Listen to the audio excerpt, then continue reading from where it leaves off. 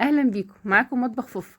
النهارده جايه اقدم لكم سمية الافران بطريقه سهله جدا ومكونات موجوده في كل بيت. قد ايه طالع ما شاء الله، هش قطني جدا. طريقته سهله، يلا نبدا الفيديو ونقول بسم الله.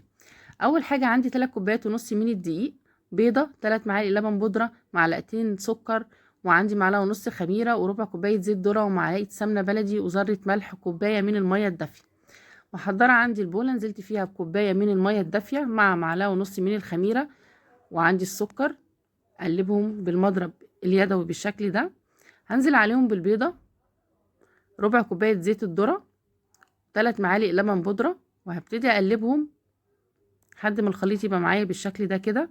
هنزل عليهم ب3 كوبايات ونص من الدقيق، واخدهم على العجان وعلى السرعه رقم 2. هبتدي اعجن والم العجينه بالشكل ده.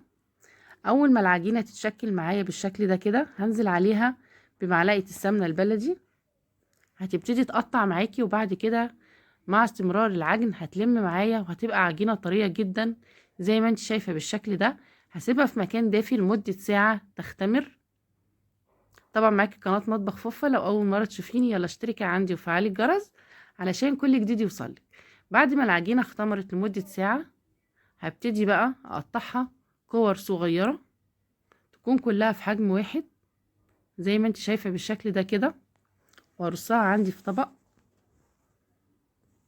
عجينة خطيرة، تطلع معاكي هشة قطنية، طعمها بجد تحفة.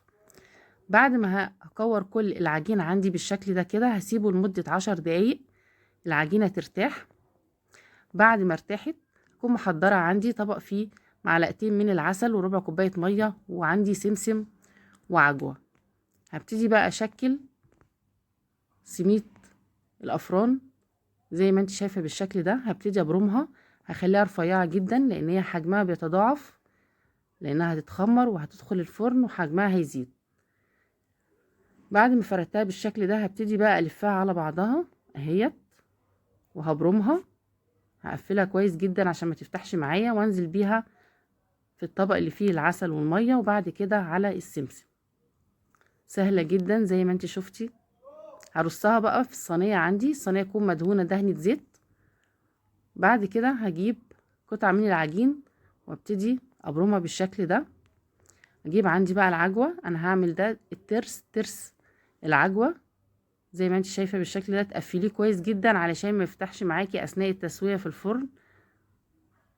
هجيب عندي سكينه وهبتدي اعمل فتحات بالشكل ده زي بتاع الافران بالظبط. بجد طعمه بيبقى تحفه جدا. هاخده بقى على الصينيه، هشكل معاكي تاني قطعه من العجين. هعمل شكل الضفيره بالشكل ده كده. هتعملي 3 قطع يكونوا قد بعض. انا كده عملت 2، هعمل التالتة. طريقتها سهلة خالص. هبتدي بقى الزقها من على الحرف وهضفرها بالشكل ده. هدخل واحدة في التانية لحد ما تديني شكل الضفيرة اهي. هبتدي بقى ابرمها، هتديني سميطة مدورة زي ما انت شايفة بالشكل ده. انا عملت على شكل الضفيرة الطويلة، وعملت المدور والترس. بالفرشة كده بقى هبتدي المعها بالمية والعسل. هسيبها تختمر لمدة نص ساعة. بعد كده هدخلها الفرن على درجة حرارة 180 درجة. اول ما تستوي من تحت اولع الشواية تاخد لون ذهبي، هتطلع معايا وهتبقى بالشكل ده. طالعة ما شاء الله. لازم نغطيها لمدة 3 دقايق بعد ما تطلع من الفرن عشان تفضل معاكي طرية لاخر قطعة. بصي لونها ذهبي ازاي. العجينة بجد هشة جدا، طعمها خطير. تنفع معاكي في الفطار، في العشاء، في الرحلات زي بتاعة الافران واحلى كمان. انتي على الاقل ضامنة النظافة بتاعتها. بصي قد ايه هشة وقد ايه طرية. امشي بنفس الطريقة اللي انا قلتلك عليها، هتطلع معاكي ناجحة من اول مرة. انا عملت الكمية ديت ب3 كوبايات ونص من الدقيق. لو عجبتك ما تنسيش اللايك والاشتراك في القناة وتفعيل الجرس علشان كل جديد يوصلك بإذن الله من وصفات مطبخ فوفا. واستنيني في وصفات تانية كتير بإذن الله هتعجبك.